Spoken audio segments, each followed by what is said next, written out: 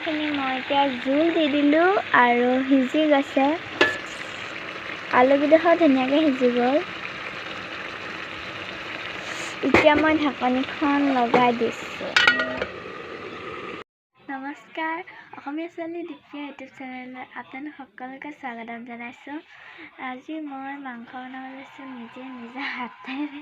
আৰু এইফালে লৈছোঁ মই গাহৰি মাংস, পিঁয়াজ আৰু হালধি আৰু তেল অকণমান মিঠাতেলে সানি লৈছোঁ আৰু মিক্স কৰি লৈছোঁ।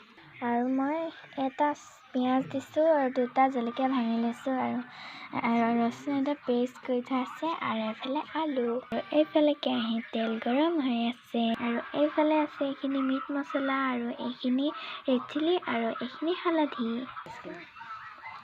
আৰু এইফালে মই পিঁয়াজ দি দিলোঁ। পিঁয়াজ পুৰা ফুটি গৈছে। ৰমা আৰু এইফালে মই আদা ৰচুনখিনি দি দিলোঁ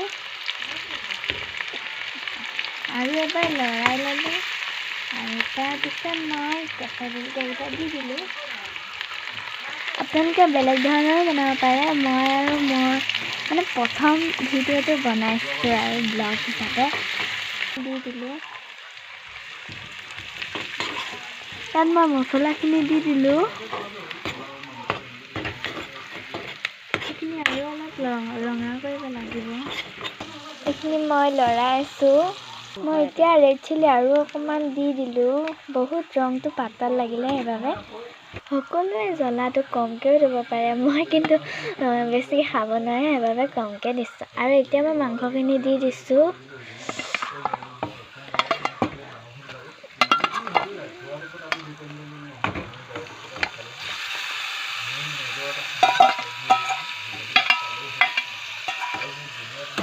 আৰু এতিয়া মই মাংসখিনি ভালদৰে লৰাই দিম যাতে মাংসখিনিৰ গাত পিঁয়াজখিনি লাগে।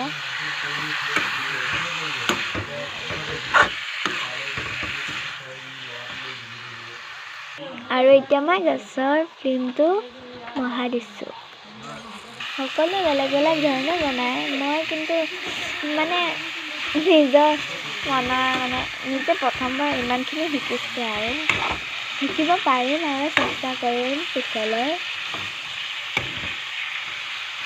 আৰু এতিয়া মই ঢাকনিখন মাৰি দিছোঁ অলপ দেৰি সিজিবলৈ কাৰণে। এতিয়া মই আকৌ এবাৰ লৰাই দিছোঁ।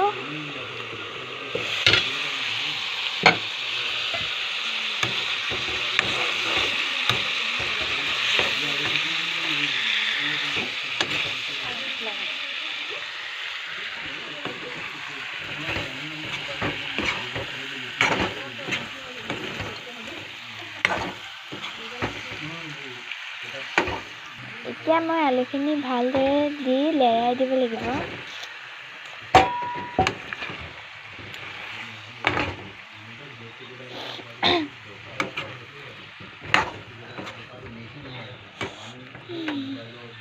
আলুখিনি দিলোঁ। এতিয়া মই অলপ দেৰি ভালদৰে আৰু অলপ দেৰি পিছত আপোনালোকক পুনৰবাৰ লগ পাই আছোঁ। এয়া মোৰ মাংসখিনি হৈ গ'ল। আপোনালোকে মোৰ ভিডিঅ'টো লাইক, শ্বেয়াৰ আৰু কমেণ্ট কৰিব আৰু ভিডিঅ'টো চাই কেনে পালে জনাবলৈ একেবাৰে নাপাহৰিব। আজিলৈ ভিডিঅ'টো ইয়াতে সমাপ্ত কৰিছোঁ। ধন্যবাদ।